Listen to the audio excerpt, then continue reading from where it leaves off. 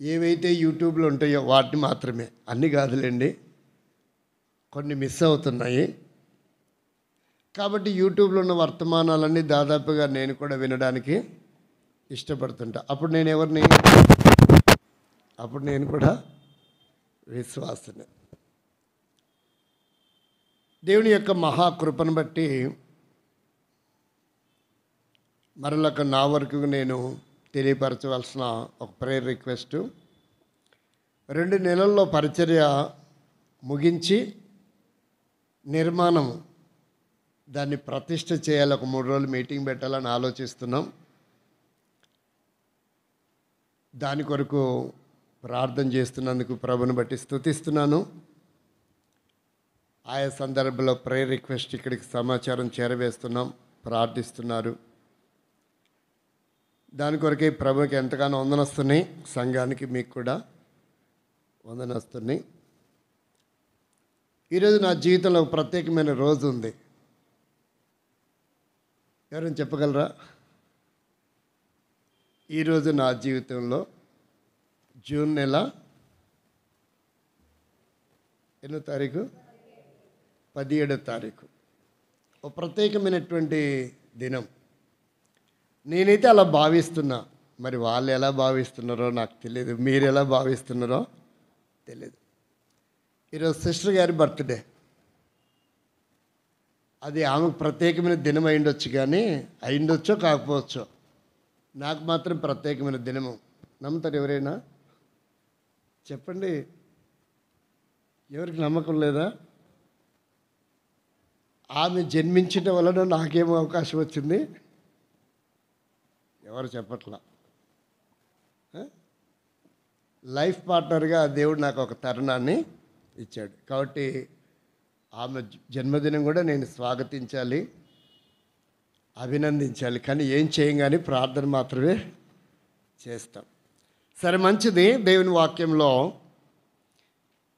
ఇక్కడ ఉపవాసమును గురించి మనం ఏ ఉపవాసం చేస్తున్నాం? ఫిజికల్గా మనం ఉపవాసం చేస్తాం. దాదాపుగా భారతదేశంలో ఉన్న ప్రజల్లో 2 సిద్ధాంతాలు కూడా ఫిజికల్ ఉపవాసమే చేస్తున్నాయి. హిందూవాదమైన ఇస్లామీవాదమైన ఏం ఉపవాసం చేస్తారు? శరీరానికి ఆహార పదార్థాలు ఇవ్వకుండా దానికి ఏం చేస్తున్నారు? ఉపవాసము చేస్తున్నారని మనకు అర్థమవుతుంది. మనకు కూడా ఉపవాసం అంటే ఇదేనేమో అనుకుంటున్నాం. ఏంటిది? శరీరానికి ఆహార పదార్థాలు ఇవ్వకుండా ఉంచటమే కాబోలు అని అనుకుంటున్నాం. ఉపవాసం అంటే ఏంటో ఇక్కడ ఈ అధ్యాయం అంతట్లో దేవుడు చెప్పిన ఉద్దేశాలు వేరుగా ఉన్నాయి. ఎన్ని ఉన్నాయంట? కనీసం 4 చెప్పాడు. ఎన్ని చెప్పాడు?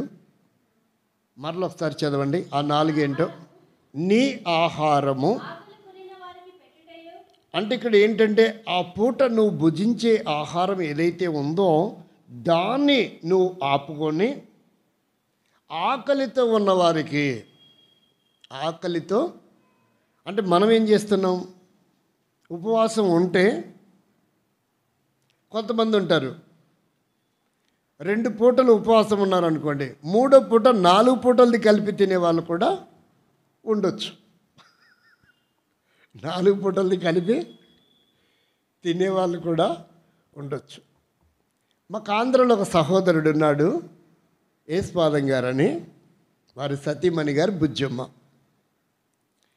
ఆయన ఉపవాసం ఏంటి అని అడిగితే 1.5 కిలో ఉప్మా తింటాడంట. ఎంత? 1.5. 1 కిలో కూడా తినొచ్చేమో. ఎప్పుడైనా తీవ్రత ఉన్నప్పుడు 1.5 తింటాడంట. సహజంగా 1. నాకు తెలిసి ఒక దైవ సేవకుడు ఉన్నాడు. ఆయన పేరేంటంటే కృష్ణా జిల్లాలో ఉంటాడు. ఆ ఊరు పాత నాగులూరు. ఊరి పేరేంటి?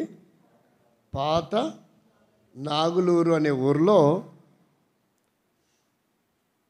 ఏలియా గారు చాలా పెద్ద సీనియర్ సేవకుడు. ఇప్పుడు మహిమలోకి వెళ్ళినట్టున్నాడు, మరి ఎట్టున్నాడో తెలియదు మనకి. శరీరాన్ని విడిచిపెట్టాడు. ఆయన కూడా ఫాస్టింగ్ అంటే భోజనం మాత్రం చేయడు. గోధుమ రవ్వతో తయారు చేసిన ఉప్మా తింటాడు. ఆయన కూడా కేజీన్నర కేజీ పావు తింటాడని విన్నా, చూశాను మనిషిని, తినేటప్పుడు చూడలేదు. కాబట్టి వాస్తవికంగా ఇక్కడ దేవుని యొక్క ఉద్దేశం ఏంటంటే, నీవు తినకుండగా దాన్ని ఏం చేయాలంట, ఆకలితో ఉన్నవారికి పెట్టాలి. ఈ పూట తినకుండా కూడా మధ్యాహ్నం, ఉదయంది మధ్యాహ్నంది లేక రాత్రి కలిపి తినడం కాదు. కానీ ఇక్కడ ఏం చెప్పాడంటే, అందుకనే విదేశీయులు క్రైస్తవులు అలా వారి స్నాక్స్ కోసం, వారి లంచ్ డిన్నర్ కోసం తీసుకున్న ఆహార పదార్థాలు ఎత్తిపెట్టి, అంటే దాని మూల్యం డబ్బు ఎత్తి భారతదేశంలో ఉన్నటువంటి ప్రజల అవసరం కొరకై, విద్య కొరకు కానీ, వైద్య కొరకు కానీ, అలాగే సేవ కొరకు పంపిస్తారు. ఏం చేస్తారు, వారి స్నాక్స్ కొరకు అయ్యే ఖర్చు, వారి లంచ్కి డిన్నర్కి అయ్యే ఖర్చు తీసిపెట్టి అదే డబ్బుని భారతదేశంలో ఉన్నటువంటి ప్రజల నిమిత్తమై, సేవ నిమిత్తము, వైద్యం నిమిత్తము, విద్య కొరకు వారు స్పాన్సర్ చేస్తారు. వారికి ఏం ఎక్కువై కాదు, వారికి అవి ఎక్కువయ్యి కాదు, కానీ వారు వాక్యాన్ని పాటిస్తున్న విధానం. వీరు దాన్ని తెచ్చుకొని ఏం చేస్తున్నారో మనకు తెలియదులేండి, ఆ విషయం మనకి ఇప్పుడు ప్రస్తుతం అప్రస్తుతం. కాబట్టి ఇక్కడ దేవుని యొక్క వాక్యం ఏంటంటే, మొట్టమొదట ఏమని జ్ఞాపకం చేస్తున్నాడు, మీ ఆహారాన్ని ఆకలి కొనిన వారికి ఒకటి. రెండవది ఏంటి, రక్త సంబంధి ఎవరైతే ఉంటారో, ఎందుకు తప్పించకూడదంట, రక్త సంబంధి అంటే ఎవరు వస్తారు, తెలంగాణలో పాలెళ్ళు అంటారు, ఇక్కడ ఏమంటారో, ఈ జిల్లాలో ఏమంటారో, అనంతపురం జిల్లాలో రక్త సంబంధం అంటే దాయాదుల చిన్నాన్న పెద్దనాన్న పిల్లలు అంటారా, అన్నదమ్ములు, వారసులు, అంటే దాన్ని వారసులనే రక్త సంబంధికులని పిలవచ్చు. ఇప్పుడు రక్త సంబంధికుల విషయంలో ఏం చెప్తున్నాడంటే, ఏమని చెప్తున్నాడు, ముఖము తప్పింపక ఏం చేయాలంట, అంటే వారి అవసరత ఏదైనా ఉంటే మనము ముఖం చాటు చేసుకొని వెళ్ళిపోకూడదని, ఖచ్చితంగా తన అవసరత సందర్భంని ఇక్కడ జ్ఞాపకం చేస్తుంది. ముఖం ఎప్పుడు తిప్పుకుంటాం, ఏవో కొన్ని కారణాలు, అతనికి రక్షణ లేదనో, లేక విశ్వాసి కాదనో, భక్తి లేదనో, లేక చదువు లేదనో, జీవనోపాధికి ఎటువంటి ఆధారం లేదనో, ఉద్యోగం లేదనో, లేదా కటికమైన పేదవాళ్ళు, వారు నాతో సమానులు కాదు, వారి సంపాదన కానీ, వారు చదువుకునే విధానం కానీ, వారి నివాస స్థలం, ఇలా మనం కంపేర్ చేసుకుంటూ ఏం చేస్తామంటే, రక్త సంబంధిని ఏం చేస్తామంట చెప్పండి, వారికి మన ముఖము త్రిప్పకూడదు. ఇది రెండవది. మూడవది ఏంటి, దిక్కుమాలిన బీదలు. ఇక రెండు విషయాలు చెప్పాడు.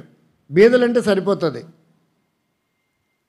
కానీ మరలా ప్రత్యేకంగా ఎక్స్ప్రెస్లో ఒక పదాన్ని వాడాడు. ఏంటది అంటే దిక్కుమాలిన బీదలు. బీదల్లో కూడా రెండు రకాలు ఉన్నారో అని అర్థమవుతుంది. బీదలు ఒక రకం, దిక్కుమాలిన బీదలు ఒక రకం. ఎవరి దగ్గర ఆంగ్లం బైబిల్ ఉందా, చదవండి. మత్తయి సువార్త 5వ అధ్యాయము 3వ వచనం చదవండి. తెలుగు మనందరికీ తెలుసు, ఆంగ్లంలో వేరేలాగుంది ఆ మాట.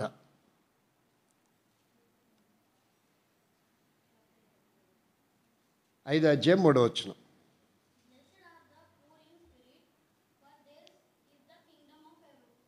బైబిల్లో ఇలా ఉంది. బైబిల్లో ఉన్న ఇంగ్లీష్ పదాన్ని డైరెక్ట్గా తర్జుమాలోకి చేయండి.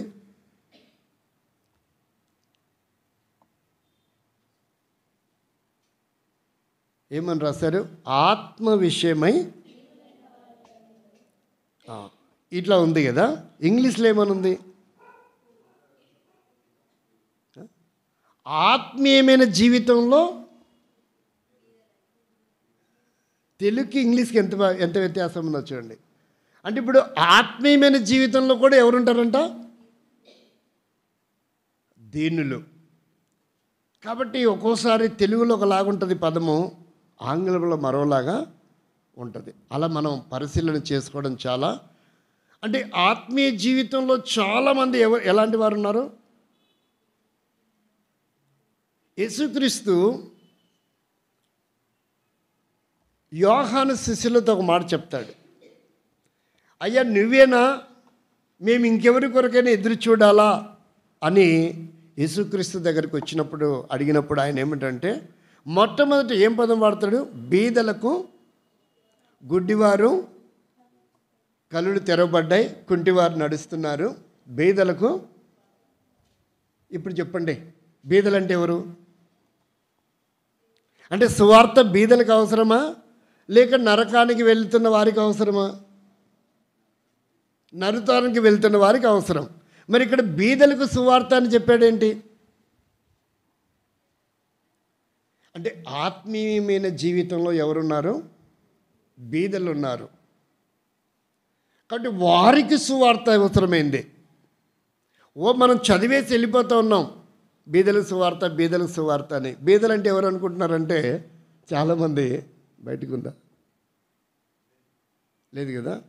బీదలు అంటే చాలామంది ఏమనుకుంటారంటే ఎస్సీ వాళ్ళు మాత్రమే బీదలు, అందుకే ఎస్సీ వాళ్ళకి దేవుడు దొరికాడు అనుకుంటున్నారు.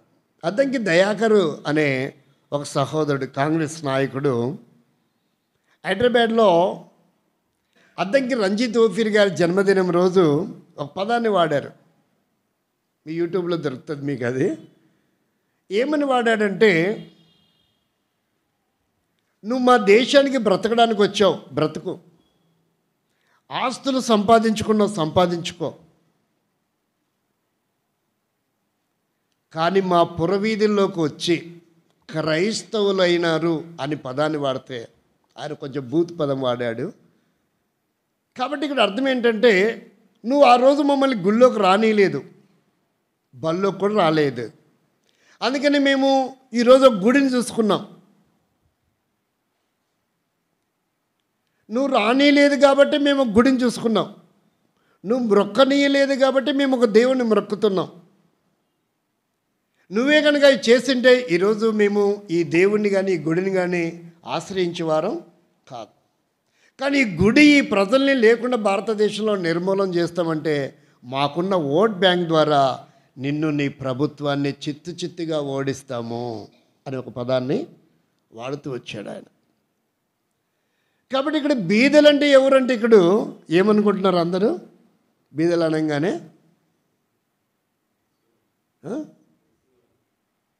ఈ ఊర్లో ఎస్సీలు బీదలు అంటే నేను నమ్మను, మీరు నమ్ముతారా? ఒక్కొక్క ఎకరా చెప్పండి, రేటు చెప్పండి. 1.5 కోటి 2 కోట్లు కూడా ఉందా? ఇక లెక్క పెట్టుకోవాలంటే మిషన్ తెచ్చుకోవటమే. లెక్క పెట్టాలంటే కుటుంబ సభ్యులందరూ కూర్చొని లెక్క పెడితే కూడా రోజులు తరబడిపోతాయేమో. కాబట్టి ఇక్కడ చూస్తే బీదలు అనే పదము బైబిల్ పరిభాషలో వేరే అర్థాన్ని చూపిస్తుంది. ఇక్కడేమో ఆత్మ విషయమై దీనులు అనే పదం మత్తయి సువార్తలు ఉంటే తెలుగులో, ఆంగ్లంలో వారు ఎవరంట? ఆత్మ విషయమై ఏమైనారు? ప్యూర్ అని రాయబడిందా? పూర్ అని రాయబడింది. పూర్ అంటే ఎవరు? పేదలు. దీనులు వేరు, పేదలు వేరు. అందుకని పేదలు అంటే ఎవరు? బీదలే కదా. పర్యాయ పదంగా చూస్తే పేదలకు సువార్త ప్రకటించబడుతుంది అని రాయబడలేదు, కానీ బీదలకు సువార్త ప్రకటించబడుతూ ఉంది. అంటే బీదలు అంటే ఏ విషయంలో బీదలు వీరు?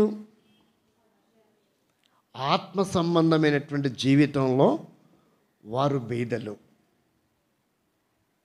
నేనేమంటున్నానంటే భారతదేశంలో లేక ప్రపంచ దేశంలో ఎవరైతే కుబేరులు ఉన్నారో, పరిగణించబడి గిన్నిస్ రికార్డ్ అయ్యారో, వారు యేసును నమ్మకపోతే యేసును నమ్మిన నీకంటే కూడా ఎవరు వాళ్ళు?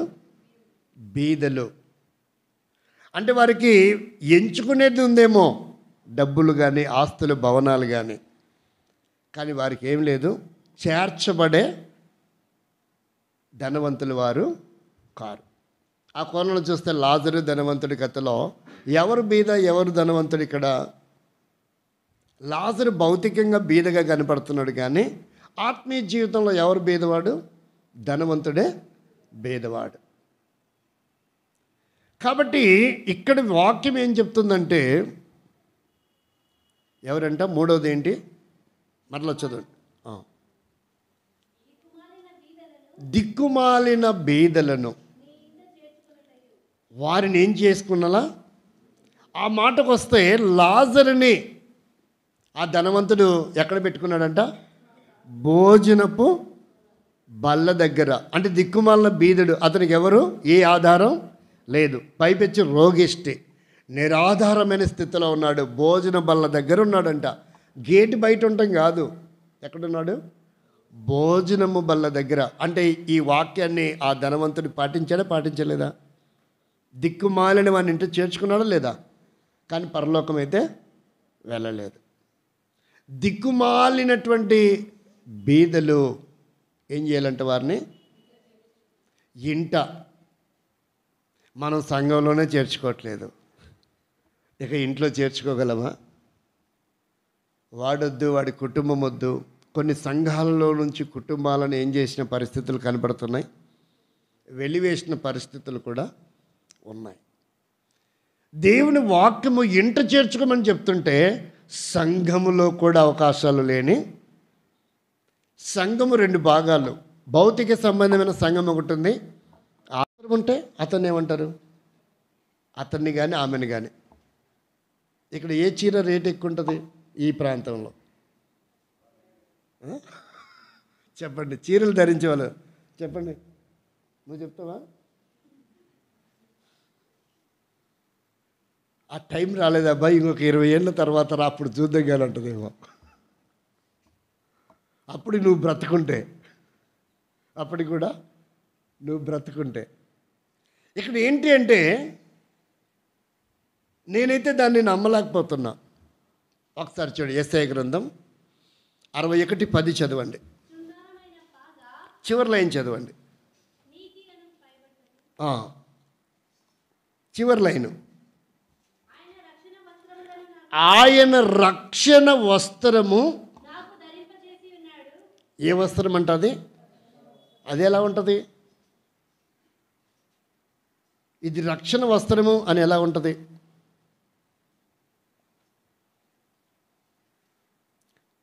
ఒకవేళ అయ్యగారు 10th క్లాస్ ఉన్నప్పుడు, ఏమంటే మీ క్లాస్లోనే కదా ఆ పాట ఉండింది, మీ ముందు మీ తర్వాత బ్యాచ్లో కూడా ఉందా? ఒక రాజు ఉంటాడు, ఖరీదైన వస్త్రాలు అతని కంటికి కనబడవంట. మంత్రి వేసిన ప్లాన్ ఇది. ఆ నేతగాళ్ళు వేసిన ప్లాను. అందరూ భలేగున్నాయి రాజు వస్త్రాలు భలేగున్నాయంటే ఇన్నర్ వస్త్రం మీద అతను ఊరేగించారంట. రాజు కూడా తెలియదు అది, నేను కూడా పాపం చేసే కాబట్టి నాకు కనపడతలేదు అనుకున్నాడంట. కాబట్టి ఇప్పుడు నేను పాపం చేయకూడదంటే, కనబడుతుందంటే ఏం కాదు, ఇక నేను పాపం చేయలేదు. అందరూ పాపిష్టోళ్ళు కాదనడానికి భలేగున్నాయి రాజు డ్రెస్ భలేగున్నాయి అంటున్నారంట. కానీ ఒక బుడ్డోడు వచ్చి అడిగాడంట, రాజు గుడ్డలు లేకుండా తిప్పుతుంటే ఇదేంటండి అని. దాదాపు అది 87, 88. ఎవరైనా 10th క్లాస్ ఉంటే దాని ముందు బ్యాచ్, దాని తర్వాత బ్యాచ్ వాళ్ళకి ఆ పాఠం చదివింటారు. ఆంగ్ల సబ్జెక్ట్లో ఆ పాఠం ఉండిందంట. ఒక ఆయన చెప్తా ఉంటే నేను విన్నా. అది మీరు చదివారా? మీ కాలమేనా? అదే సారేం అయ్యగారు కాబట్టి అది చెప్పాడు కూడా ఏకంగా. మనకు అయింది తెలీదు, మనం ఏదైనా వింటువే. కాబట్టి ఇక్కడ మనం గమనించవలసిన విషయం ఏంటంటే, వస్త్రము అనగానే అది కూడా భౌతిక సంబంధమైంది కాదు. అంటే వస్త్రహీనుడు నీకు కనబడినప్పుడు, అంటే వస్త్రహీనుడు అంటే ఎవరు? చదవండి, గలతీ పత్రిక 3:27. గలతీ పత్రిక 3:27. క్రీస్తులోనికి బాప్తిస్మము పొందిన మీరందరూ, అంటే క్రీస్తుని మనం ఎలా ధరించాం? వస్త్రము వలె క్రీస్తునే మనం ఏం చేయాలంట? అది వస్త్రం అంటే. యెషయా దాని గురించి ఏం రాస్తాడంటే, అది రక్షణ వస్త్రం అని రాశాడు. పండితుడు, ఫిలాసఫరు, తర్వాత ఏమంటారు అతన్ని, పరిచయుడు, పత్రిక రాసిన పౌలు గారు ఏమని రాస్తాడు దాన్ని అంటే, ఏమని రాశాడు? అసలు క్రీస్తే ఆ వస్త్రం అంటే ఏంటిది? ఆ వస్త్రం అంటే ఏంటిది? క్రీస్తే. అంటే ఈ వస్త్రం లేనివాడు ఎంత కోటి రూపాయల వస్త్రం ధరించినప్పటికీ తన దిగంబరి. అంటే భౌతిక సంబంధమైన ఎంత ఖరీదైన వస్త్రం ధరించని గాక తను ఎవరై ఉన్నారంట? దిగంబరుడు, దిగంబరిరాలు.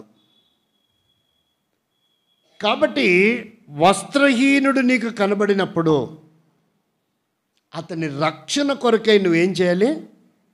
పాటుపడాలి. అతని రక్షణ కొరకే నువ్వు శ్రమపడాలి. అతని వస్త్రహీనుడుగా ఉన్న అతన్ని ఆ స్థితి నుంచి మనము రూపాంతరం కలిగించాలి. ఒక గొప్ప అవకాశం ఇవ్వాలి. ఇప్పుడు ఆకలి కొనడం అంటే అర్థం ఏంటంటే, ఆత్మ సంబంధమైన ఏంటది? ఒకసారి చదవండి ఆమోసు గ్రంథం 8:11 అనుకుంటా. ఊరికలా చదవండి. కరెక్టే. రాబోవు దినములలో దేశములో నేను క్షామం పుట్టింతును. ఇదేమంట? అన్నపానములు లేకపోవటం చేత కలిగే క్షామం కాక. ఇప్పుడు చెప్పండి, ఏంటంటే ఒరిజినల్ ఆహారం అంటే నీ ఆహారమును ఏం చేయాలంట? ఇతరులకు, ఆకలితో ఉన్న వారికి పెట్టాలి. అంటే నువ్వు కలిగినటువంటి ఈ వాక్యం, ఈ దేవుని మాట లేకపోవటం వలన ఈరోజు చాలా సంఘాల్లో కూడా ఇది కొరత ఉంది. దీన్ని ఏమంటారంటే ఆత్మ సంబంధమైన ఆహారం. దీన్ని ఏమని పిలుస్తారు? సంఘాలు ఉన్నాయి, సేవకులు ఉన్నారు, ఎల్డర్స్ ఉన్నారు, డీకన్స్ ఉన్నారు, సంఘం విస్తారమైన సంఘాలు కూడా ఉన్నాయి. కానీ ఏం లేదు సంఘాలు ఇప్పుడు ప్రస్తుత కాలం.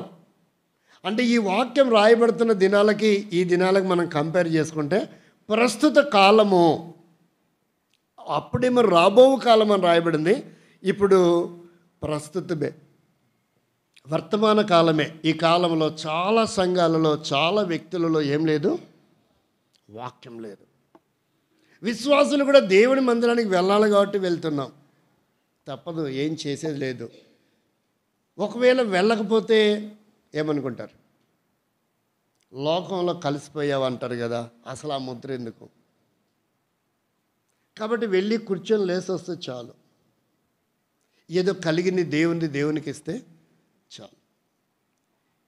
ఈ 8వ వచనాన్ని ఎప్పుడైనా మనం ధ్యానం చేద్దాం. ఇప్పుడు మనకి అటు వెళ్తే అది ఒక రోజుతో అయిపోయేది కాదు, ఒక రోజుతో దానికి కూడా 3 రోజులు పెట్టాల్సి వస్తుంది. అంటే 3 రోజులు ఉపవాస ప్రార్థన కోడికలు. దాదాపుగా దేవుని కృపను బట్టి మన సహవాసంలో 3 రోజులు ఉపవాస ప్రార్థన కోడికలు ఉండవు. ఏదైనా పబ్లిక్ హాలిడే వస్తే ఆ రోజు స్పెషల్ ఫాస్టింగ్ ప్రేయర్ ఉంటే ఒకరోజు ఉండే అవకాశం ఉంది, కానీ 3 రోజులు పెట్టేది అవకాశం లేదు. కాబట్టి ఇప్పుడు మనకి అది కుదరదు, పక్కన పెట్టేద్దాం.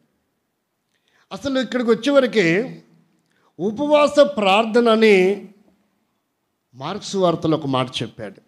అదే ప్రార్థన వలనంట, ఒకవేళ మనం ఏదైనా ఒక అద్భుతం చేయాలి, ఒకవేళ మనం ప్రార్థిస్తున్నటువంటి ప్రార్థనకు ప్రతిఫలం పొందాలి అంటే అది ఉపవాసంతో కూడిన ప్రార్థన అయి ఉండాలి. మరి మనం ఎన్ని ఉపవాస ప్రార్థనలు చేయట్లేదా? చేస్తున్నాం. మరి ఎందుకు అక్కడ కొన్ని కార్యాలు జరగడం లేదు? ఒకవేళ కుమారుడి రక్షణ కొరకో, కుమార్తె రక్షణ కొరకో, లేక మనవడు మనవరాలు కొరకో, లేదా తమ్ముడు చెల్లి కొరకో, అల్లుడి కొరకో, కోడలు కొరకో, తోడబుట్టిన వారి కొరకో ఏం చేస్తున్నాం? మనం వారి రక్షణ కొరకు ప్రార్థనలు అయితే చేస్తున్నాం, ఉపవాసం ఉండి కూడా చేస్తున్నాం. కానీ వారిలో ఏం జరగట్లేదు? లేదంటే భర్త కొరకో, భార్య కొరకో ఇలా కూడా మనం ఆలోచించవచ్చు. అంటే మనకు కలిగిన రిలేషన్ అన్నిటి కొరకు మనం ఏం చేస్తున్నాం?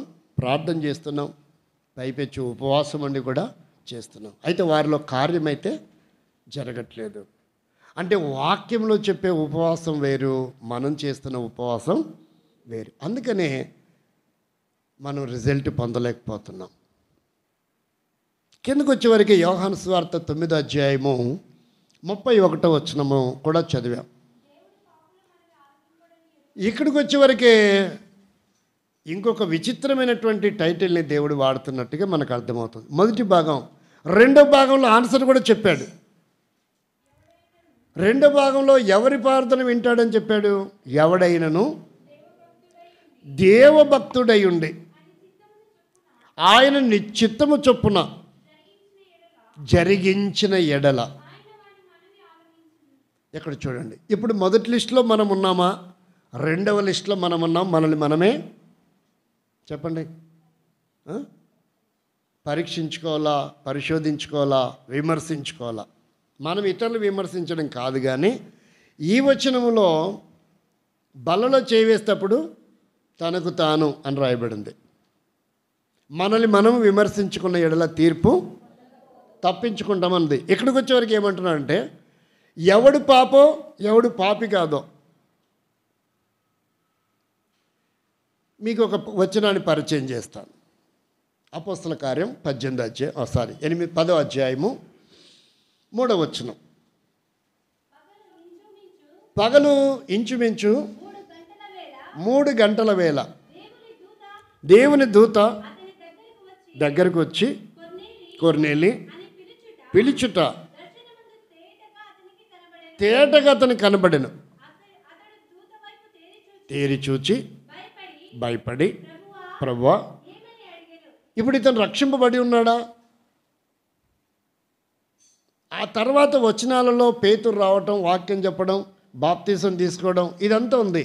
కానీ ఇక్కడ 2వ వచనం 3వ వచనానికి వచ్చేవరకే ఇతనికి రక్షణ లేకపోయినా దేవుడు ఈయన ప్రార్థన విన్నాడు అని రాయబడింది. అంతేనే కదా? మరి ఇప్పుడు యోహాను సువార్త 9వ అధ్యాయం 31వ వచనం చదివినప్పుడు మొదటి భాగం ఏమర్థమవుతుంది? మరి భూలోకంలో ఎవరు పరిశుద్ధులు ఉన్నారు? రోమా 3:11 ప్రకారంగా ఒక్కడు కూడా లేడు. అందరము ఏదో ఒక దోషము భరితంగా జీవించిన వారమే. మరి ఇక్కడికి వచ్చేవరకు 9:31లో ఆ ప్రార్థనే వినడని ఎంత ప్రత్యేకంగా ఎందుకు చెప్పాల్సి వచ్చింది? అంటే మన ప్రార్థన దేవుడు వినేలా లేదా? లేక దేవుని పద్ధతిలాగా మనం చేయట్లేదా? మనకు తెలిసిన పద్ధతి, మన సంఘానికి ఉన్న పద్ధతి, మన సహవాసానికి ఉన్న పద్ధతిలో మనం చేస్తున్నామా అని మనల్ని మనము పరిశీలించుకోవాల్సిన సమయం ఇక్కడ ఉంది. ఇంత అసలు ప్రార్థన వల్ల ఏం జరగబోతుంది? ఈరోజు నాకు ప్రభు ప్రేరేపించిన తలంపు ఏంటంటే, ఇప్పటి వరకు ఉపోద్ఘాతం చెప్పుకున్నాం. నేను ఒక 10 నిమిషాలు అట్లా ముగిస్తా. ప్రార్థన వలన ఏమి జరగబోతుంది? ప్రార్థన దేని కొరకు అనేది ఒక 3-4 రెఫరెన్స్లు మనం చూసి ముగించి ఆ తర్వాత మనం ప్రభు సన్నిధిలో గడపడానికి ప్రయత్నం చేద్దాం. దేవుని వాక్యం యొక్క అనుభవాలు ఆ పద్ధతిలోనికి మనం వెళ్తే బాగుంటుంది. ఒక స్కూల్కి కొన్ని నియమాలు ఉంటాయి, ఒక కాలేజీకి కొన్ని నియమాలు ఉంటాయి. ఆ స్కూల్లో ఉండి ఆ స్కూల్ నియమాలు పాటించకపోతే అది కరెక్టు, అది క్రమం కాదు. అలాగే ఒక కాలేజీలో ఉండి ఆ కాలేజీ నియమాలు పాటించకపోతే అది కూడా క్రమం కాదు.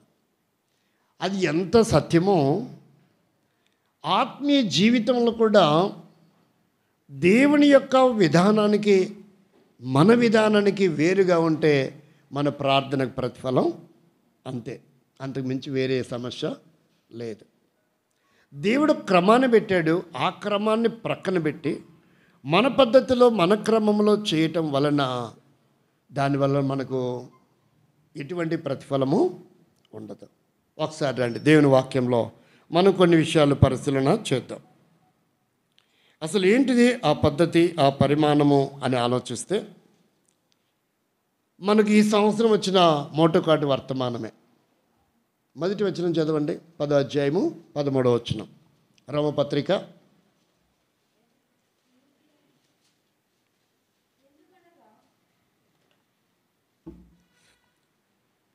ఎందుకనగా ప్రభువు నామమును బట్టి ప్రార్థన చేయవాడెవడో, అంటే మొట్టమొదట అసలు ప్రార్థన ఏం చేస్తుంది, దేని కొరకు అంటే రక్షణ కొరకంట. ఏ వ్యక్తి ప్రార్థన చేసినా దేవుడు ఆ వ్యక్తిని ఏం చేయాలనుకుంటున్నాడు?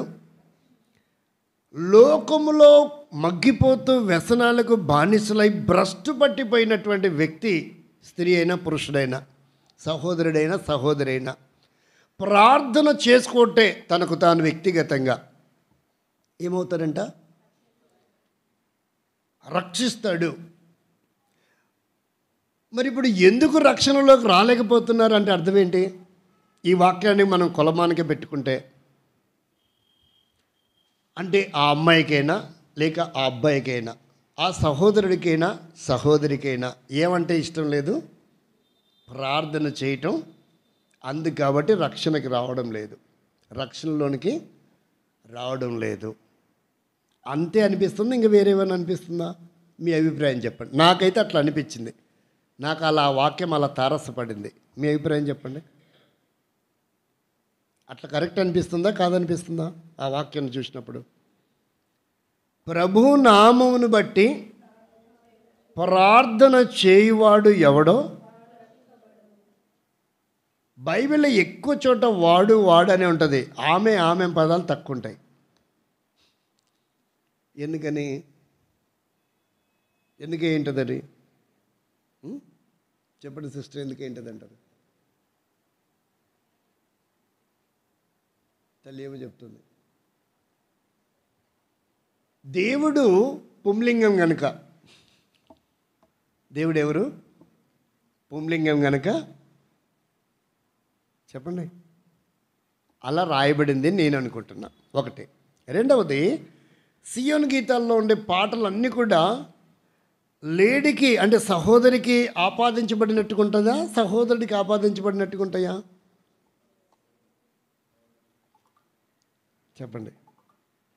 అంటే పాటలు రచించిన వారు సిస్టర్స్ అయింటే వాళ్ళ వ్యక్తిగత అనుభవాలు అందులో, వారి భావజాలం అందులో చొప్పించేవారే. అంటే ఎక్కువ మంది ఎవరు రాసింటారు? బ్రదర్సే రాశారు కనుక వారి అవభావాలే ఆ పాటలో చొప్పించబడ్డాయి అని నా అభిప్రాయం. అందుకనే వాడు వాడు అనే పదాలు మనకు బైబిల్లో కనబడతాయి.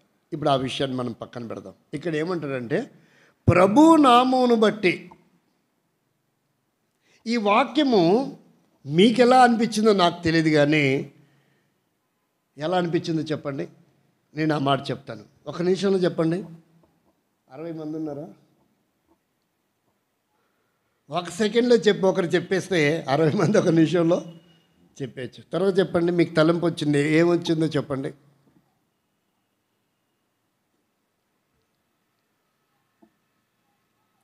కొంతమంది అనుకుంటున్నారు ఇప్పుడు మేము ఒక్కరం కాదు ఇద్దరం చెప్తే ఇద్దరు కలిసి ఇంటికి వెళ్ళి మాట్లాడుకొని నిర్ణయం తీసుకుని వచ్చి చెప్పాలి. ఒక మాట ఉండాలిగా. ఇందాక పాట పాడిన దాంట్లో ఏకీభవించాలనింది, కాబట్టి ఏకీభవించాలని మాకు కొంత టైము కావాలి అంటారేమో. ఇది ఒక వ్యక్తి పర్సనల్ విట్నెస్. ఇది ఒక వ్యక్తిది పర్సనల్ విట్నెస్. ఒకసారి అటు ఇటు వద్దాం రండి. అపోస్తల కార్యం 9వ అధ్యాయం 11వ వచనం. ఇది ఇక్కడ తప్ప ఎక్కడ రాయబడలేదు ఈ వాక్యం. అతడు, ప్రభువా ఇదిగో నేనున్నానను. అందుకు ప్రభు, నీవు లేచి వెళ్ళి ఇంట సౌలు విచారించుము. ప్రార్థన ఎవరు చేయాలా?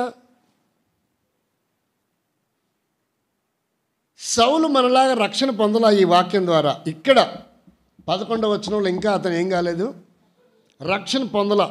రక్షణ పొందకమునిపే తను ఏం చేస్తున్నాడు? కొంతమంది బాప్తీస అనుభవం లేకుండానే కొర్నేలు కూడా ఏం చేశాడు? ప్రార్థన చేశాడు. ఇక్కడికి వచ్చిన వారిలో కూడా చాలామంది రక్షణ అనుభవం, బాప్తీస అనుభవం, ప్రభు బల్ల అనుభవం లేకుండానే ఏం చేస్తారు? ప్రార్థన చేస్తారు. రెండవది ఆరాధన కూడా చేస్తారు. ఆయన చేసిన ఆరాధన స్థితిగతులు, ఆమె చేసిన ప్రార్థన అనుభవం, సంఘ క్రమం బట్టి వారు ఒకరోజు బాప్తీసం సాక్ష్యం ఇవ్వడానికి కూడా ఇష్టపడతారు. దాన్ని బట్టే వారు సంఘంలో బాప్తీసం ఇవ్వడానికి కూడా ఇష్టపడతారు. లేదంటే ఏం చేయరు. ఇంకా ఇప్పుడు ఎందుకు లేదు, వస్తూ ఉండండి, కొంతకాలం చూద్దాం, ఆ తర్వాత ఇద్దాంలే బాప్తీసం ఆడిపోయేది లేదు, మేము ఆడిపోయేది లేదు, మీరు అంటారా లేదా? అంటే పౌలు సౌలుగా ఉన్నప్పుడు ఏం చేస్తున్నాడు? ఆ ప్రార్థన ద్వారా తనేమయ్యాడని ఇది ఇప్పుడు అర్థమైందా? రోమపత్రిక 10వ అధ్యాయము 13వ వచనంలో భావం అర్థమైందా లేదా? ప్రభు నామమును బట్టి ఎవడైతే ప్రార్థన చేస్తాడో వాడు రక్షింపబడతాడు. వాడు ఎవడో కాదు, నేనే అని చెప్తున్నాడు. ఇక్కడ ఏమంటున్నాడు? ఎవడో అనుకుంటే మన మీద మిరియాలు చల్లినట్టు కాదబ్బాయి, అది నేనే. ఆ రోజు నేను దమస్కు మార్గంలో ప్రార్థన చేశాను. ఆ ప్రార్థన నా జీవితంలో ఒక అద్భుతమైనటువంటి కార్యము జరిగించింది. సో తన జీవితంలో అంతకుముందు ఎప్పుడు కూడా ఏం చేయలేదు? ప్రార్థన చేయలే. మరి అలాంటి వ్యక్తి విషయంలో ఇక ప్రార్థన ద్వారానే ఒక వ్యక్తికి ఏమొస్తుంది? గొప్ప రక్షణ వస్తుంది. ఏళ్ళ తరబడి మందిరానికి వెళ్ళి వాక్యాలు విని బోధలు విని ఇంకా రక్షణ పొందకుండా వెనక్కి వెళ్ళిపోతున్నాడంటే వారి జీవితంలో ఏం లేదని అర్థం. ప్రార్థన జీవితానికి వాళ్ళు బహుదూరంగా ఉన్నారు. బయటికి ప్రార్థన కాదు, మనుషులు కనబడే ప్రార్థన చేయమంటే గంటల తరబడి చేస్తారు, అది వేరే విషయం. అంటే ప్రభుతో సరైన సంబంధము, ప్రార్థన జీవితానికి సరైన సంబంధం ఎప్పుడు పెట్టుకుంటామో అప్పుడు రక్షణ వస్తుంది. బయటికి ప్రార్థన చేసేది కాదు, ఇదేం ప్రార్థన కాదు, బయటికి చేసేది కాదు, మైకులో చేసే ప్రార్థన కూడా కాదు. ప్రభుతో సరైన సంబంధాలు ఎప్పుడైతే ఏర్పడుతుందో అప్పుడు తను ఏం పొందుతాడు? ఆమెైనా అతనైనా రక్షణ పొందుతారు. ఇది మొదటిది. మొట్టమొదట మనకు రావాల్సిన మెట్టేంటి? ప్రార్థన. రక్షణ కొరకైన ప్రార్థన. రెండవదిగా మనం గమనిస్తే చూడండి, ఇది కూడా కొంచెము మనకు విచిత్రంగానే ఉంటుంది. రక్షణ అనేది చాలా ప్రాముఖ్యమైనది. ఈ ప్రార్థన గురించి మనము ఇక్కడ ఆపి కొంచెం ముందుకెళ్దాం, తర్వాత ఆలోచిద్దాం. ఇందాక పాటలో ప్రభా ఈ తలంపు ఇచ్చావు, నిజంగా ఇది నీ చిత్తమేనా, ఈ వాక్యమే చెప్పమంటావా, లేక నేను ఏదైనా వేరే వాక్యం ప్రేరేపిస్తావా ఈ పాటలు అయిపోయే లోపల, లేక ఇది నీ చిత్తమైతే ఈ వర్తమానానికి సంబంధించిన పాటల్లో ఏవైనా చరణాలు రావాలా అని నేను మళ్ళీ ప్రార్థన చేసుకున్నా. అప్పుడు దేవుడు ఆ పాటలో చరణంలో వచ్చింది చూడండి. 12వ అధ్యాయము అపోస్తల కార్యం 12వ వచనం.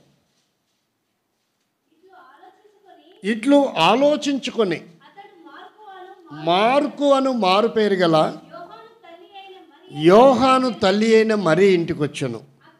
అక్కడ కూడి ఇదేం ప్రార్థన? ఈ ప్రార్థన దేనికి?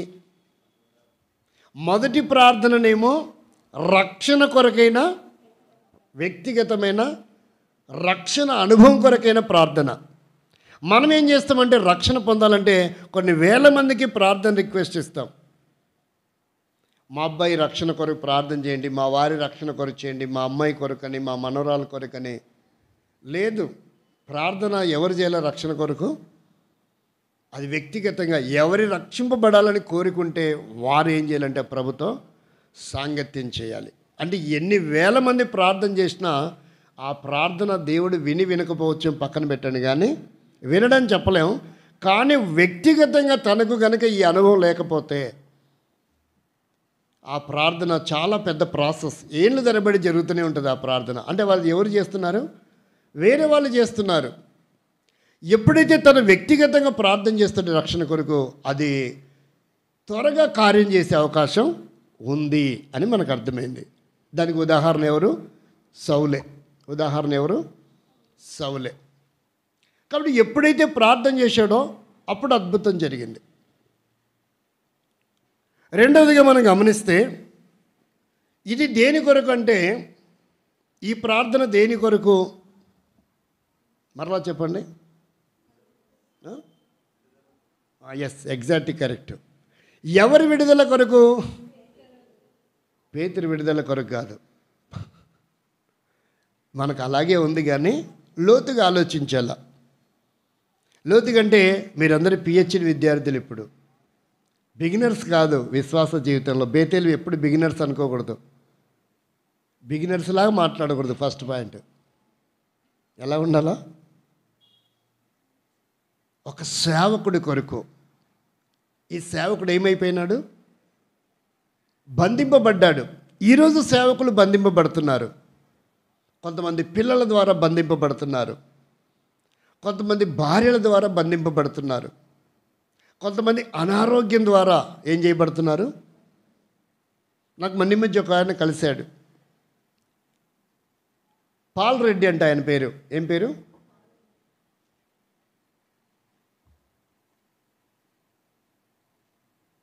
శంషాబాద్ ప్రాంతంలో ఆయన పరిచయం చేసేవాడు. ఆయనకు ఒక అనారోగ్యం వచ్చింది, దాని మూలంగా సేవ వదిలిపెట్టాడు. అంటే ఇప్పుడు ఆయన సేవ ఎందుకు ఆగిపోయింది? శరీర బలహీనత వలన బంధింపబడి ఆయన సేవ ఏం చేయాలి? ముగించాల్సి వచ్చింది. అంటే కొంతమంది భార్యలు సపోర్ట్ చేయకపోవడం వలన, లేక భార్యని కోల్పోయినందువలన, కొంతమంది సేవకుని సేవ చేయాలన్న భారం ఉన్నా సంఘాల్లో ఏం చేస్తున్నారు? రిజెక్ట్ చేస్తున్నారు. నీకు భార్య లేదు కదా కాబట్టి నువ్వు ఇక సేవకి అనర్హుడం. ఒకవేళ నీ పిల్లలు క్రమంగా లేదు, నీ పిల్లల పద్ధతులు బాగలేవు కాబట్టి నువ్వు సేవ చేయడం మంచిది కాదు అంటే కొంతమంది అలా సైకాలజికల్గా డిస్టర్బ్ అయ్యి, నా పిల్లల భవిష్యత్తు నీచంగా ఉంటే ఇంక నేనేమైనా సంఘంలో నిలబడి చెప్పాలే. ఎవరు చెప్పాలా? ఏమని చెప్పమంటారు? నా పరువు పోద్ది. ఒక నలుగురు వ్యక్తులు ఉన్నారు, పేర్లు చెప్పను. ఆయన సేవ మానేశాడు. ఎవరిని బట్టి? రాయచూరు కూడా ఒక ఆయన వచ్చాడు సేవకుడు, యేసుదాస్ అనుకుంటా ఆయన పేరు. గద్వాల ఏరియా నుంచి వచ్చినాడు. అతన్ని పంపించాల్సి వచ్చింది. ఎవరిని బట్టి అంటే అతన్ని బట్టి కాదు, వాళ్ళ అబ్బాయిని బట్టి. కాబట్టి ఇలా కొన్ని బంధకాలు ఉన్నాయి. అబ్బాయి లోపాన్ని బట్టి, అన్న మీరు క్రమం కాదు, మా చర్చిలో ఏ సమస్యలు లేవు కాబట్టి ఇలా జరిగింది కాబట్టి మీరు మానుకోండి. కాబట్టి బంధింపబడడం సంతానం వలన కానీ, పిల్లల వల్ల కానీ, భార్య వల్ల కానీ, అనారోగ్యం వల్ల కానీ. 4వ క్యాండిడేట్ కూడా పరిచయమైనడు ఈ మధ్య. 4వ క్యాండిడేట్ ఏంటంటే ఆయనకు 5గురు పిల్లలంట. దాదాపుగా 25 సంఘాలకు పంపారంట. అన్న మీరు పిల్లలు ఎక్కువ ఉన్నారు, మేము మీరు సేవ మంచిదే కానీ మేము అంత మెయింటెనెన్స్ చేయలేమన్నా, కాబట్టి మా సంఘానికి దయచేసి మన్నించండి అన్న. ట్రాన్స్ఫర్ పెట్టుకోండి. ఏం పెట్టుకోండి అంటే ఎక్కువ మంది పిల్లలు కూడా ఇప్పుడు ఏమైపోతుంది? సేవకి ఆటంకం అవుతుంది. ఏమేమి బంధకాలు ఉన్నాయి? 4 రకాల బంధకాలు. అంటే ఆ వ్యక్తులు నాతో పరిచయాలు అవుతూ వచ్చారు కాబట్టి నాకు తలంపు వచ్చింది. ఏమనంట, ఒకటేంటి, అనారోగ్యం ఉంటే కూడా సేవ కొరకైన బంధకం. రెండవది ఏంటంటే, భార్య సహకరించకపోయినా లేక భార్య లేకపోయినా సేవకి ఒక బంధకం. మూడవది, పిల్లలు క్రమం లేకపోతే, రక్షణ లేకపోతే వాళ్ళ ప్రవర్తనను బట్టి సేవకుడికి ఏమవుతుంది? బంధకం. నాలుగవది, పిల్లలు ఎక్కువైనా సంఘంలో బంధకం. అంటే ఇక్కడ మనం గమనించవలసిన విషయం ఏంటంటే, వారి విడుదల కొరకు మనం ఏం చేయాలంట? ఇప్పుడు చెప్పండి, ఈ లిస్టులో వాళ్ళు మీకు కూడా తగిలే ఉంటారు. ఉంటారా లేరా? మనకి ఎలా తెలుస్తుందంటే, పేతురు కొరకు మాత్రం ప్రార్థించినట్టుగా అర్థమవుతుంది. దాన్ని కనుక మనం ఇలా మాట్లాడుకుంటే, ఇలాంటి లిస్టు వాళ్ళు మీకు కూడా పరిచయస్తులు ఉన్నారు. మీకు కూడా రిలేషన్ అయిన వాళ్ళు కూడా ఉండొచ్చు. మీకు కూడా సుప్రచితమైన వాళ్ళు కూడా ఉండొచ్చు. కాబట్టి కొన్ని మాత్రమే మనం చూస్తున్నాం, గొడవలు, సమస్యలని. అవి ఇక్కడ ఈ లిస్టులోకి అయితే అవి రాలేదు. పేతురు కొరకు చేసే ప్రార్థన అసలు ఆ విషయాలు ఈ లిస్టులోకి చెందినవి కాదు. ఏ విడుదల కొరకు అంటే పేతురు విడుదల కొరకు కాదు. ఈరోజు ఏం చేస్తున్నారంటే, శత్రువు అసలు సేవకుని బంధిస్తే ఏదో రకంగా. నిన్న రాత్రి అన్నగారు చెప్తా ఉంటే విన్నా. షాలేం రాజు గారు విజిటింగ్కి వెళ్ళాడంటే ఒకరోజు హెబ్రోన్కి. చెప్తూ వచ్చాడు, ఒక చిన్న షార్ట్ వీడియో చెప్పాడు ఆయన.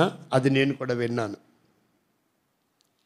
అయితే ఆయన ప్రార్థనలు ఆ పరిచర్యని ఏం చేస్తున్నాయంట? భక్సింగ్ గారు చేసిన ప్రార్థన ఆ పరిచర్యని కొనసాగించగలుగుతూ వచ్చినాయి. కాబట్టి ఇలా ఎన్నో విషయాలు ఉన్నాయి. మరలా ఎప్పుడైనా వీలైతే ట్రై చేద్దాం. ఇప్పుడు మాత్రం ఈ విషయాన్ని మనం పరిశీలన చేసుకుందాం. అంటే ఏం బంధింపబడింది? పరిచర్య జరగకుండగా శత్రువు ఏం చేస్తున్నాడు? ఎవరిని బంధిస్తున్నాడు? సేవకులని. దాని నుంచి తప్పించడం చాలా కష్టకరమైన విషయం. మొదటిది, ప్రార్థన రక్షణ కొరకు చేయాలి.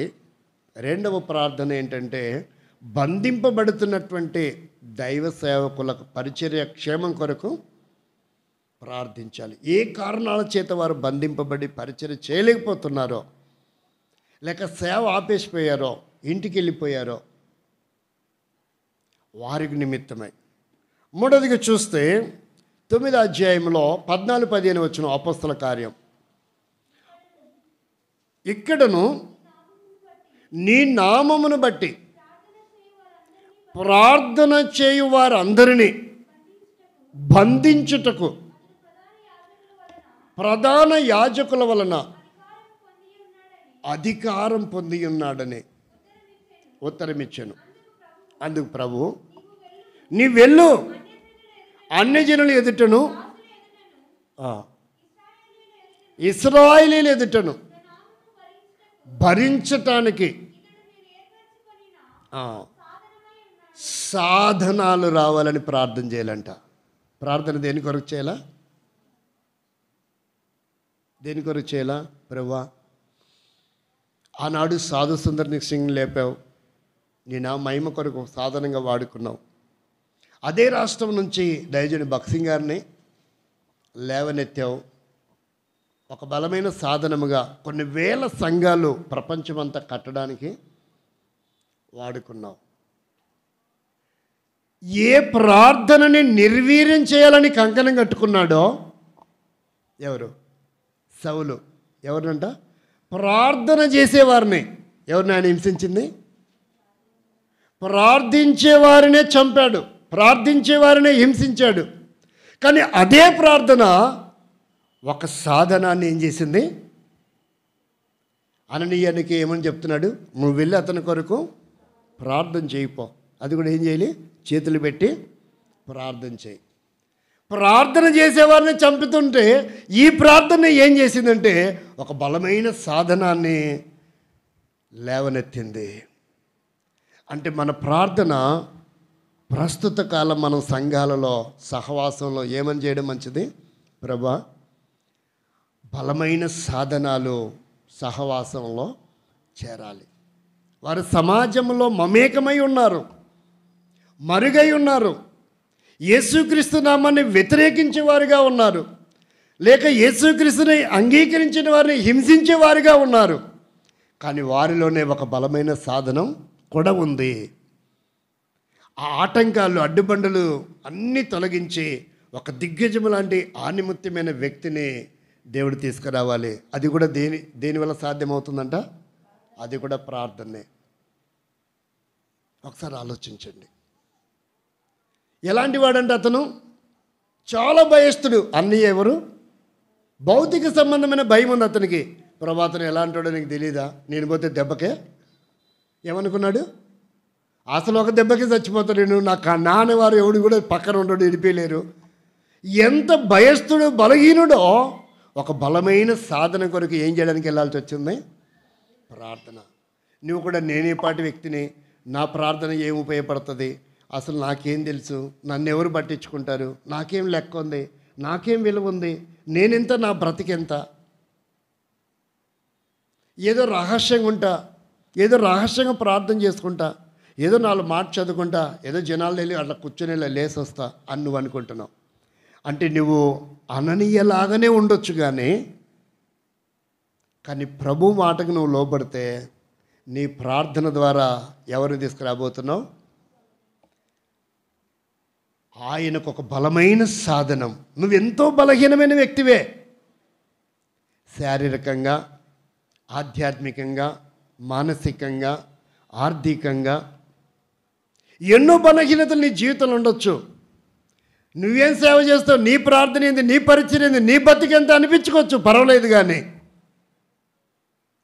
కానీ నువ్వెంత బలహీనమైన వ్యక్తివో అంతకి 1000 రెట్లు బలమైన సాధనాన్ని నువ్వు తయారు చేయగలవు, దేవునికి నువ్వు లోబడి ప్రార్థన చేస్తే. మనం ఏం చేస్తామంటే నా కొరకు, నా భార్య, నా పిల్లల కొరకు అనుకుంటున్నాం.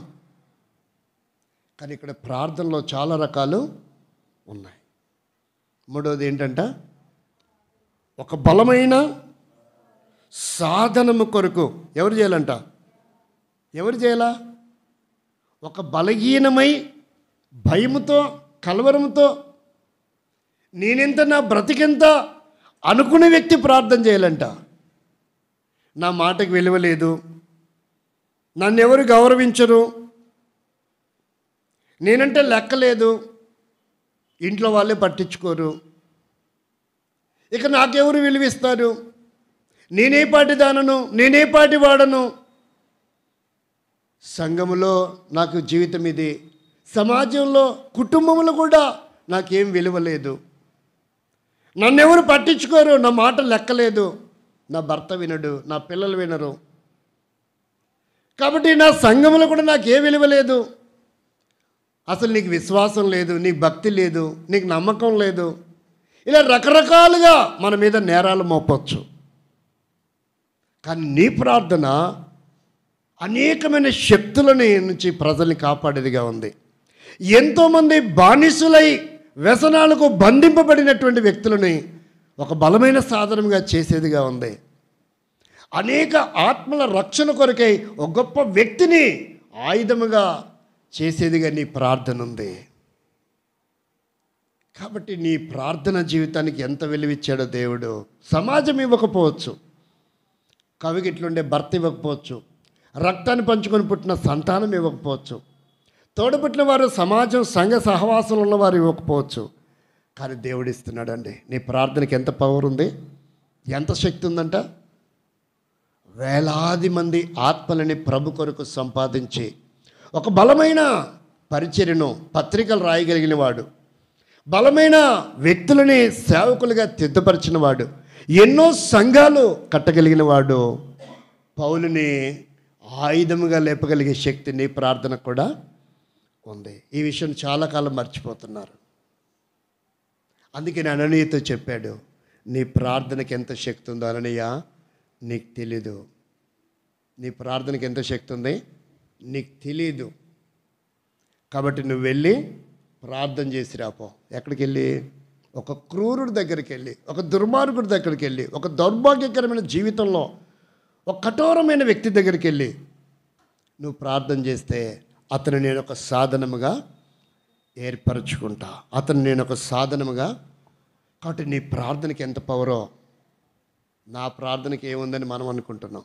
కాదు కాదు, ఒక బలమైన సాధనంగా దేవుడు నీ ప్రార్థన ద్వారా కూడా అద్భుతం ఆశ్చర్యకార్యాలు జరిగించాలి అనుకుంటున్నాడు. ఒక అద్భుతం ఆశ్చర్యకార్యాన్ని జరిగించాలి. ఇది మూడవది. ఇది ఎన్నవది? నాలుగవదిగా చూడండి,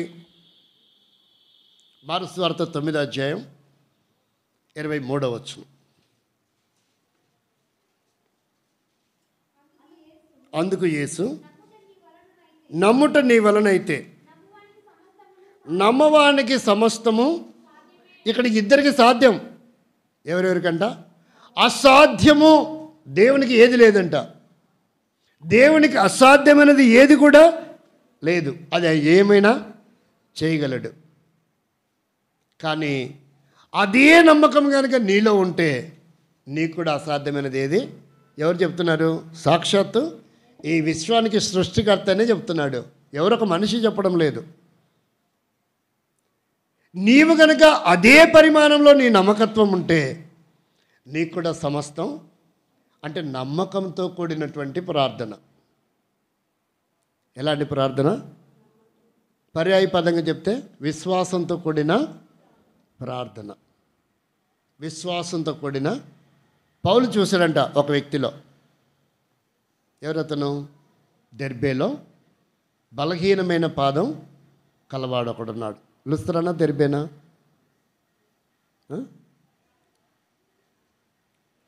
14వ అధ్యాయం అపోస్తల కార్యం 9వ వచనం అనుకుంటే ఒకసారి చదవండి. అతడు పౌలు మాట్లాడుట విని తేరి చూసినప్పుడు స్వస్థత పొందటానికి ఏముందంట అతనికి? కానీ ప్రార్థన లేదు. విశ్వాసం అయితే అతనికి ఉంది ఏం పొందాలని, కానీ తనకు తాను ఏం చేసుకోలేకపోతున్నాడు? ప్రార్థన చేసుకోలేకపోతున్నాడు. ఆ బాధ్యత ఎవరికి ఇవ్వబడింది? విశ్వాసంతో కూడిన నీ ప్రార్థన కూడా. యాకోబు పత్రికలో చూస్తే ఏమంటాడు? విశ్వాస సహితమైన ప్రార్థన ఆ రోగిని. అంటే ప్రార్థించే వారికి ఏముండాలి? ప్రార్థన చేయించుకునే వారికి కూడా ఏముండాలి? దీన్ని బట్టి చూస్తే చదవండి 5వ అధ్యాయము 16వ వచనం. మీరు స్వస్థత పొందినట్లు ఒకని కొరకు ఒకడు ప్రార్థన చేయుడి. నీతిమంతుని విజ్ఞాపన మనఃపూర్వకమై బహుబలము గలదై ఉండును. ఎట్లా ఉంటుందంట? అంటే ప్రార్థనకి ఏముంది? బలం ఉంది. ప్రార్థించే వారికి కూడా ఏముండాలి? విశ్వాసం ఉండాలి. చేయించుకునే వారికి కూడా ఏముండాలి? విశ్వాసం ఉండాలి. కాబట్టి ఇప్పుడు దెర్బేలో ఉన్నటువంటి ఆ వ్యక్తిని ఏం చూశాడంట? లుస్త్రాలో ఆ వ్యక్తి బలహీనమైనటువంటి వ్యక్తి చూసినప్పుడు పౌలు తేరి చూసి ఏముందని గ్రహించాడంట? అతని దగ్గర ఏముందంట? విశ్వాసం ఉంది. కాబట్టి ఇక్కడ మనం గమనిస్తే దీనితో కూడిన ప్రార్థన అంటే ఇది. అందుకే చెప్పాడు 26-27 చదవండి. మరలా రండి అపోస్తల కార్యం మార్కు సువార్త 9వ అధ్యాయం 26-27. కేక వేసి వెలివెల్లాడించి వదిలిపోయిను. అంతటి వారు చచ్చిన వాని వలె ఉండెను కనుక అనేకులు వాస్తవంగా ఏమనుకున్నారంట? నిజంగా చచ్చిపోయాడా? అంటే ఇప్పుడు ఏం లేకుండా డాక్టర్ చచ్చిపోయాడని నిర్ధారిస్తాడు. 2 చూస్తాడు. ఒకటి నాడి ఎలా ఉంది చూస్తాడు. రెండవది లెవెల్సా, శ్వాస ఆడుతుందా లేదా చూస్తాడు. దాన్ని బట్టి ఏమని నిర్ధారిస్తాడు? కన్ఫర్మ్ అయిపోయాడు, చచ్చిపోయింది అంటారు. అంటే వీళ్ళు ఏం చూశారని ఇప్పుడు? వీళ్ళు కూడా పై రూపాన్ని చూశారు. ఏమని నిర్ధారించుకున్నారంట?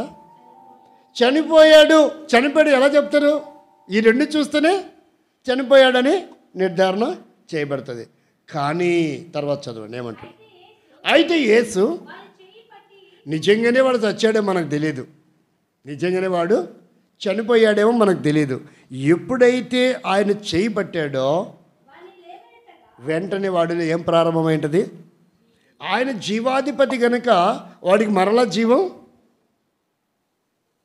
అంటే ఆయన స్పర్శించినప్పుడు, వస్త్రాన్ని తాకినప్పుడే ఒక వ్యక్తిలో అద్భుతం జరిగితే, ఇప్పుడు డైరెక్ట్గా అయినా కరచాలమే తాకింది, వస్త్రం కాదు. అసలు ఆయనలో ఉన్న ప్రభావం వాళ్ళలోకి వెళ్ళింది. ఒక భక్తుడు, ఎవరు వస్త్రం అంట? ఈ వస్త్రం కాదు. 8వ అధ్యాయం 13వ వచనం చదవండి.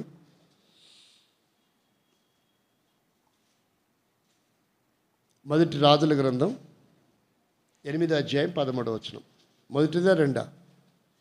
మొదటి కాకపోతే రెండు చూడండి.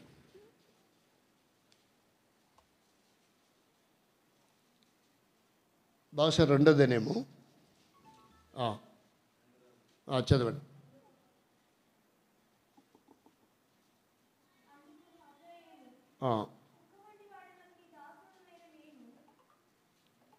ఎనిమిది 13 21 చూడండి. 21 చదవండి.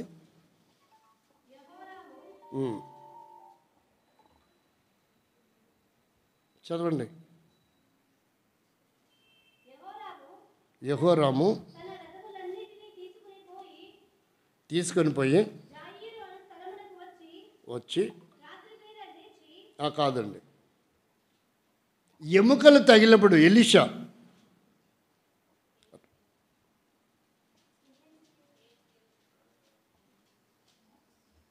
ఏజ్కేల్ అంటే చాలా పెద్ద సబ్జెక్టు. చదవండి తల్లి. 13:21 మన్నించండి.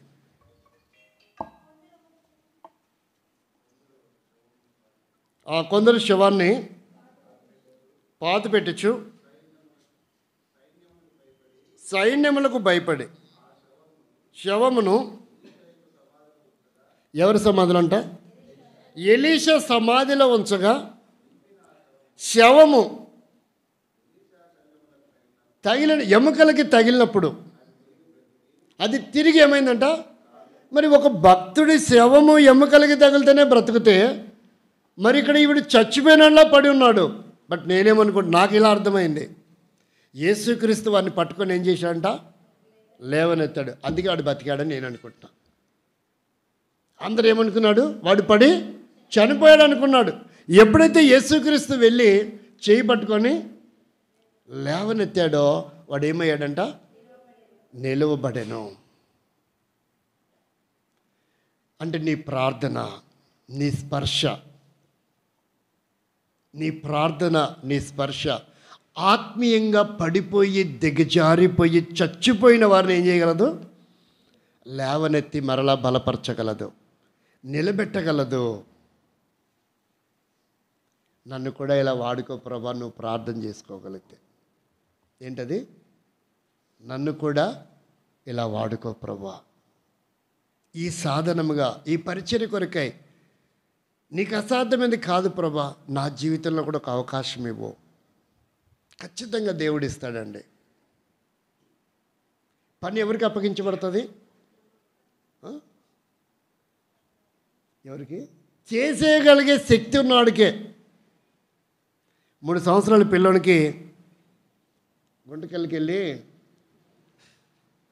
సరుకులు ఆర్డర్ ఇచ్చే తీసుకురా అంటాడా? వాడంటాడు, నాకు చెప్పు తాతయ్య, నేను వెళ్ళి తెచ్చేస్తా అంటాడు.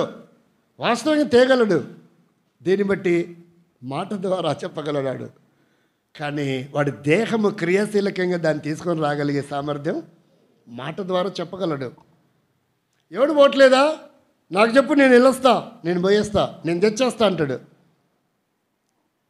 కాబట్టి ఇక్కడ అర్థం ఏంటంటే, ఎంత బలహీనమైన నీవు కనుక ఇలా ప్రార్థన చేసుకుంటే, ప్రభువా ఆత్మీయంగా పడిపోయి భ్రష్టు పట్టి ఇంకా వాడు లేవలేరు, వాళ్ళ కొరకు నన్ను వాడుకో ప్రభా, ఏదో 2 మాటలు వెళ్ళి చెప్తా, ప్రార్థన చేస్తా అంటే ఖచ్చితంగా నీ ప్రార్థన కూడా ఆ పవరు ఉంది. నీ ప్రార్థన కూడా ఆ పవరు. శిష్యులు ఏమన్నారు? మేమెందుకు దాన్ని చేయలేకపోయాం, దాన్ని ఎందుకు మేము చేయలేకపోయాం? అప్పుడు చెప్పాల్సి వచ్చింది, ఇదంతా ఎలా సాధ్యమవుతుంది? ఉపవాస ప్రార్థన వలన. ఎలా సాధ్యమవుతుంది? ప్రార్థన అనేది పక్కన పెట్టండి, ఉపవాస అనేది జోడించండి. ఉపవాస ప్రార్థన వలన మాత్రమే ఇది సాధ్యం అవుతుంది అనేది ఈ భావంలో మనకు ఒక అద్భుతం జరుగుతుంది. అంటే ఒక కుటుంబం కొరకు, లేక ఒక వ్యక్తి కొరకు ఉపవాసంతో కూడిన నువ్వు ప్రార్థన చేస్తే ఖచ్చితంగా అతనితో నువ్వు మాట్లాడి పలకరిస్తూ ఉంటే, 2-3 సార్లు విజిటింగ్ చేస్తూ ఉంటే అతను ఏమవుతాడంట? ఆ కుటుంబం ఏమవుతుంది? మరలా ఆత్మీయంగా నిలబడతారు, సంఘములో చేర్చబడతారు. ఇదేనవది. చూడండి 5వ చూడండి, దేవుని వాక్యంలో మనం పరిశీలిస్తే 5వ చూడండి, అంటే స్వస్థత కూడా వస్తుంది, ఒక అద్భుతం జరుగుతుంది. 2 దినవృత్తాంతంలో ఈ వర్తమానానికి చాలా ప్రాముఖ్యమైన విషయం. నేను అనుకుని ఇప్పటి వరకు విన్నవన్నీ పాతవే, ఈరోజు ఈ క్షణంలో వినేది ఈ రెఫరెన్స్ కూడా పాతదే, తలంపు మాత్రమే కొత్తగా ఉండొచ్చేమని అనుకుంటున్నా. ఎందుకంటే నేను నా విశ్వాస జీవితంలో ఎక్కడ కూడా వినలేదు ఎవరు చెప్పంగా. నేను ధ్యానిస్తున్నప్పుడు దేవుడు నాకు ఒక తలంపు ఇచ్చాడు, మీరు విన్నారేమో నాకు తెలియదు కానీ నేనైతే ఎప్పుడు వినలా. ఎక్కువ ఇక్కడ ఉపవాస ప్రార్థనలు, స్పెషల్ ఉపవాస ప్రార్థనలు కూడా జరుగుతాయి కాబట్టి చెప్పిండొచ్చేమో.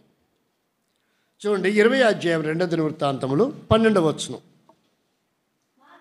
మా దేవా తీర్పు తీర్చవా, మా మీదికి వచ్చు, ఈ గొప్ప సైన్యముతో యుద్ధం చేయుటకు మాకు శక్తి చాలదు, ఏమి చేయుటకు మాకు తోచడు, నీవే మాకు దిక్కు. 3 రకాల ప్రార్థన ఇక్కడ మనకు కనబడుతుంది.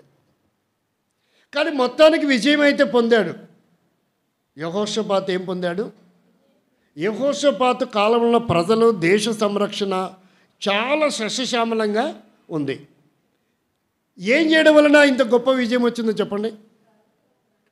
ఏం ప్రార్థన?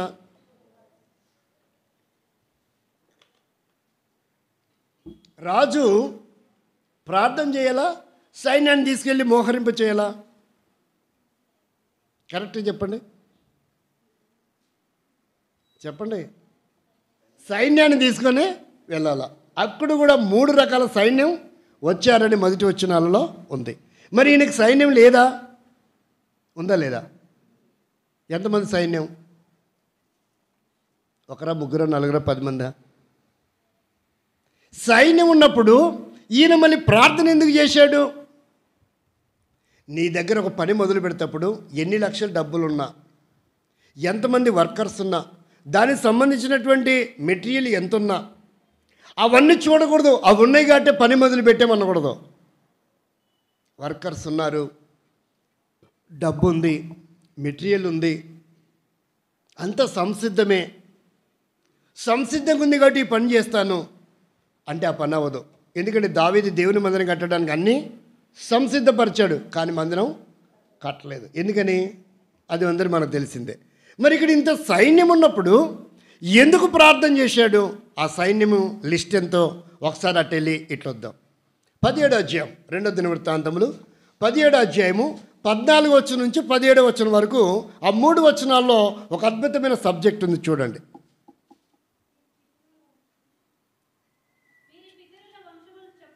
వీరి పితరుల వంశము చొప్పున వీరి సంఖ్య ఎంత అనగా, యూదాలో సహస్రాధిపతులు అయిన వారికి ప్రధానులకు అబ్నే యొద్ద 3 లక్షల మంది పరాక్రమశాలులు, యుద్ధము చేయగలిగిన వారు ఎంతమంది అంట?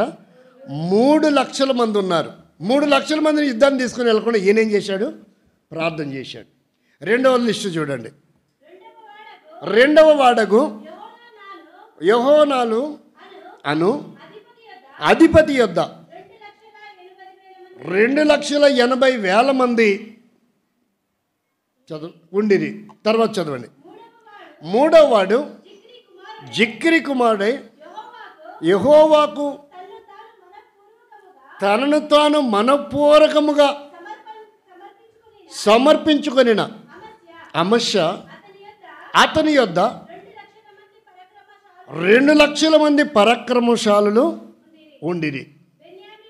బెన్యామీనులలో ఎలియాదా ఒకడుండెను. వీని యొద్ద వింటిని కేరెమును పట్టుకొని వారు 2,00,000 మంది ఉండిరి. రెండవ వాడు యెహోజాబాదు. వీని యొద్ద 1,20,000 మంది యుద్ధ సన్నద్ధులు ఉన్నారు. మొత్తం ఎన్ని లక్షలు అయ్యారు? ఆల్జిబ్రా అంటే గుండె గాబరా అనుకోకండి, క్యాల్కులేట్ చేసుకోండి.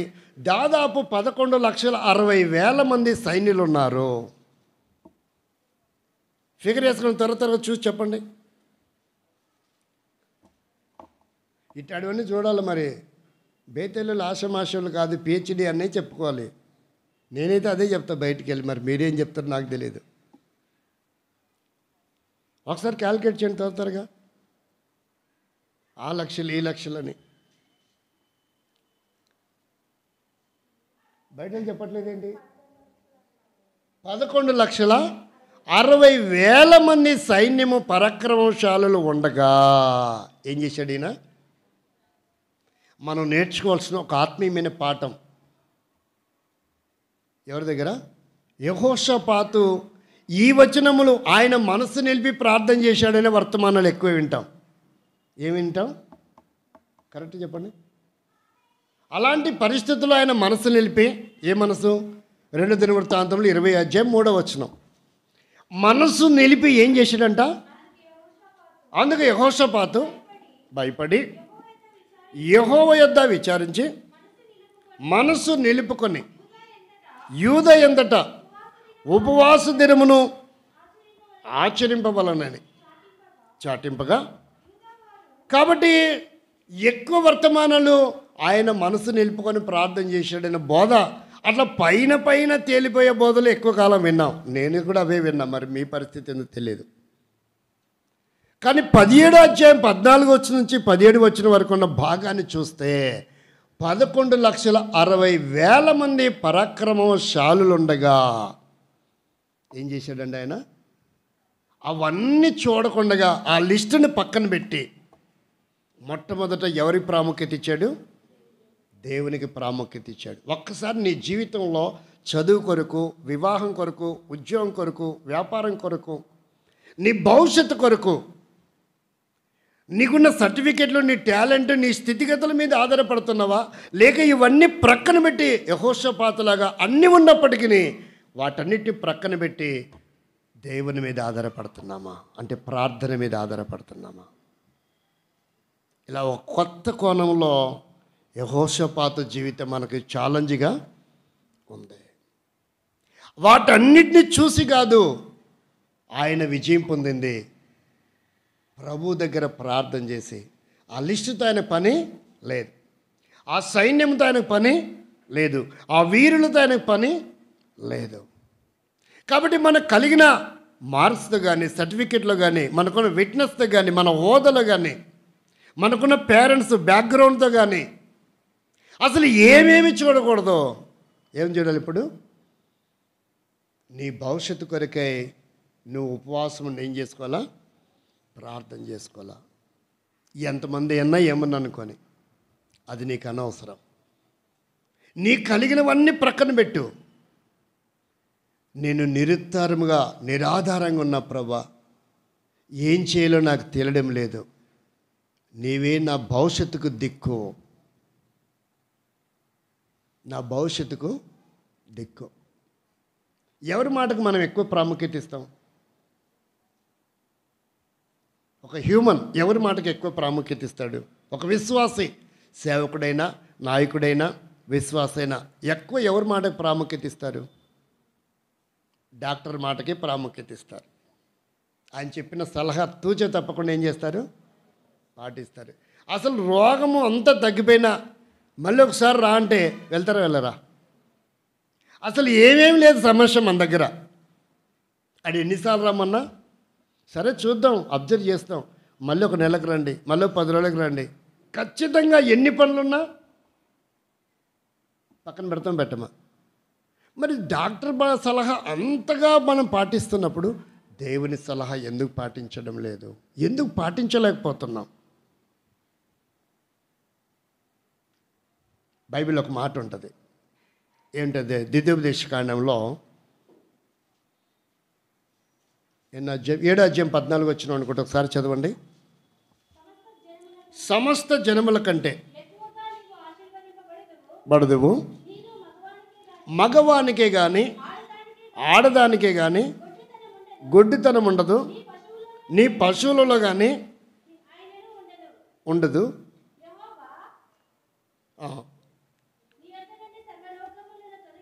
రెండు విషయాలు చెప్పాడు ఇక్కడ. ఇది మనుషులకు అవసరమైనవే కాదా? ఒకటేంటి? సంతాన విషయం చెప్పాడు. రెండోది ఏంటి? రోగం గురించి చెప్పాడు. ఇవన్నీ మనుషులకు అవసరమా కాదు? ఈ రెండు. కడుపు దిగబడిపోయే పరిస్థితి, అపార్శ్వయ పరిస్థితి ఎందుకు వస్తుంది? అప్పుడు ఎవరు సలహా పాటిస్తాం? ఉమ్ము నీరు లేకపోవటం మనం ఏమంటారు? నీటి బుడగల, లేదంటే పీసీఓడియా? ఇక్కడ ఏమైనా చెప్తే తొందరగా అర్థమవుతుంది. పీసీఓడి వల్ల ప్రాబ్లం మనం, లేదంటే గర్భసంచి వీక్ అయి లేక జారిపోయి పడిపోయిందనో ఇలా చెప్తే నమ్మేస్తాం మనం. దానికి తగిన జాగ్రత్తలు ఏంటి, మందులేంటి, ట్రీట్మెంట్ ఏంటి వింటాం. కానీ బైబిల్ మాత్రం అట్లా లేదు. బైబిల్ మాత్రం అట్లా లేదు. కడుపు దిగబడినది అని కూడా రాయబడింది.